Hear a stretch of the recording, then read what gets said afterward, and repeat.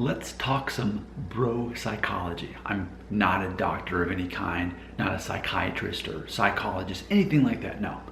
But I do believe that it's so easy to figure people out. Once you figure out what motivates them and what limits them, what they allow to limit them, you can better figure out other people, myself included. People are completely predictable. You just have to figure out the algorithm, and then therefore you can know how to better interact with that person. I'm making this video based on a comment that I recently received. We're gonna check it out. Now this is for a video I made called 5 Important Life Lessons It Took Me 40 Years to Learn. Now granted, I'm a few weeks away from turning 40, but I've learned the lesson, so I might as well tell you what they are. So if you want to check out that video, look it up. Here's a comment that came in from Paul Cooper.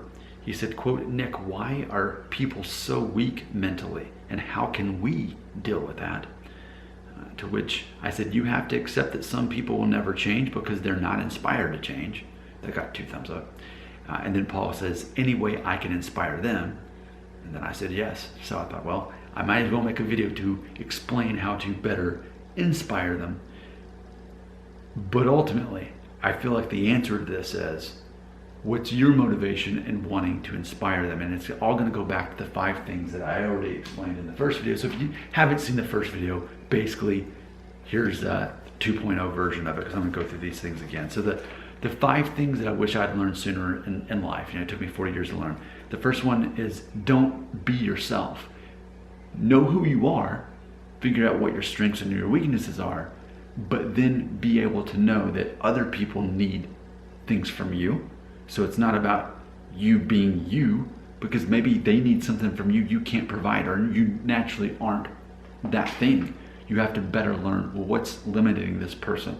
Are they focused so much, and a lot of weak people are, they're focused on their own insecurities, which largely, especially when they're younger, are based on how they look.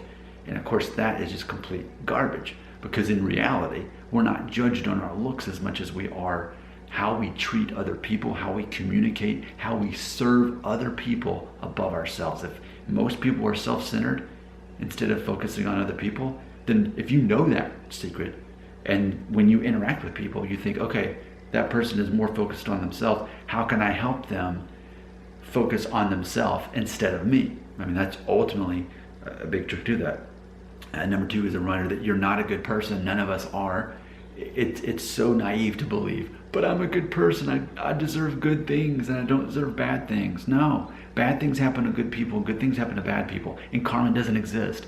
So it's a matter of, as far as helping people, just imagine this, and this is my answer to you, how to answer your question, how to inspire people. Know that these people are weaker than you, so you have to try to think like they do, but then also the opposite. So if people around you are just trying to be themselves, know that they're limited by that because they're not open-minded and knowing how to interact with other people. There's some people think that they're a good person, so they think that they don't deserve bad things to happen, and they think that they deserve good things, which is not true.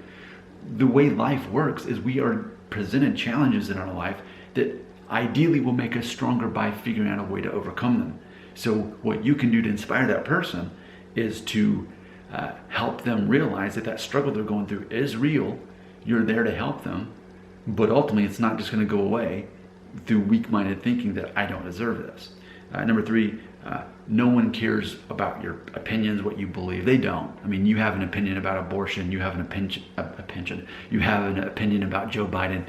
Nobody cares about that opinion. It doesn't change anything outside of your own head, but often weak-minded people believe that what they think actually matters, and it doesn't.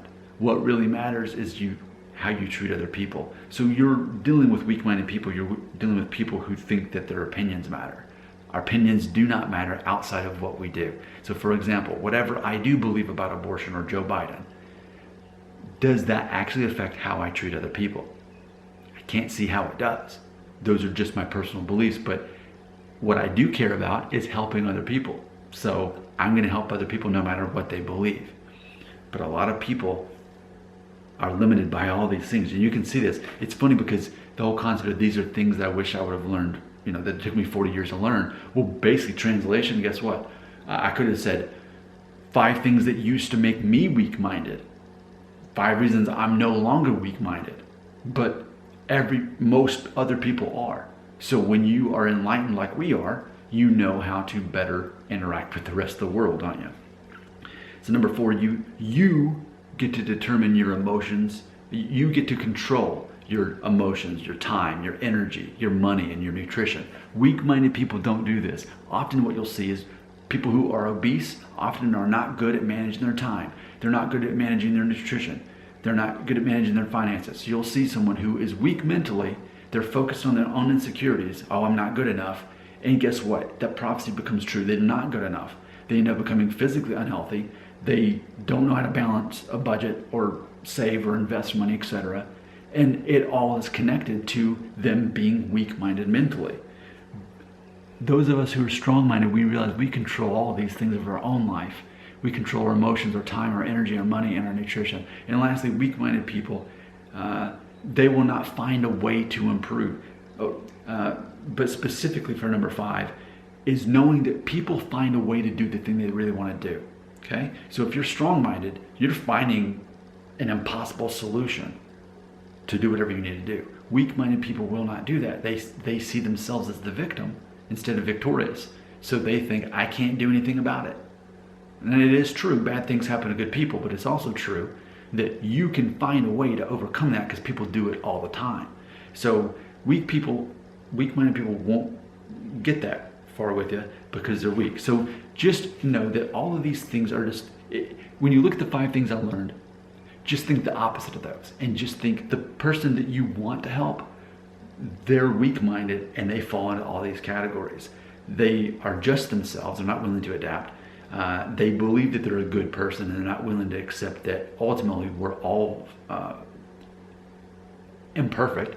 Number 3, these weak-minded people, they believe that their opinion matters and that therefore they should change other people's opinion. Number 4, these people are not willing to accept that they control their own emotions, their own time, their energy, their own money, their nutrition. And these same weak-minded people, they believe that they're just forced to be in a situation that they can't overcome, that someone will have to rescue them if anything. Okay, so these are weak-minded people. So M. Night Shyamalan twist ending to this video, going back to the original question, how can you inspire them? Why are there so many weak-minded people? Well, I think being weak-minded is the default. You have to live enough life experience to become the opposite of that by being weak-minded first and then choosing to find a way to overcome these things. And then not everybody reaches this status, but I have, and I'm sharing it with you. I'm wanting to inspire all of you watching. But here's the thing, and here's how we're gonna end this video.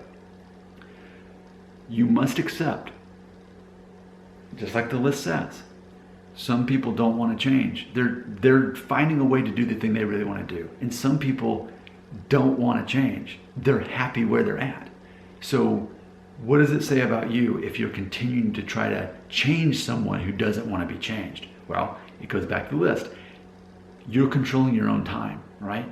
So why waste time trying to help people who don't want to change or don't want to help? You ultimately can find out what inspires them, but without them being inspired to change, and that's the thing. How do you inspire someone to change? Well, first you have to find out what inspires them to begin with. So how do you inspire a person? Find out what inspires that person and assume that it's not the same as the things that inspire you. That's the only way you can change them. But again, if they're not inspired to change and they're truly happy where they're at, which is probably the case, that's the thing about people who don't change. They're happy where they're at. They're comfortable. Weak-minded people often are comfortable. People who are strong-minded think, if I can make things better for myself, why wouldn't I do that? Why wouldn't I change things? But weak-minded people often are comfortable. So if they're not inspired to change, they're probably not going to change. And ultimately, it would be a reflection of your own poor time management to try to keep changing that person. Of course, it goes back to the list, believing that your opinions matter. Well, your opinions do matter to you, and they make you a stronger person. But your opinions and your beliefs are not necessarily going to help that weak-minded person become strong. You can try, but first find out what motivates them. And often it's some kind of trauma that happened in their life that they've never really talked about or gotten over. And ultimately it makes them think that they're not worth more than what happened to them. Your comments belong right here.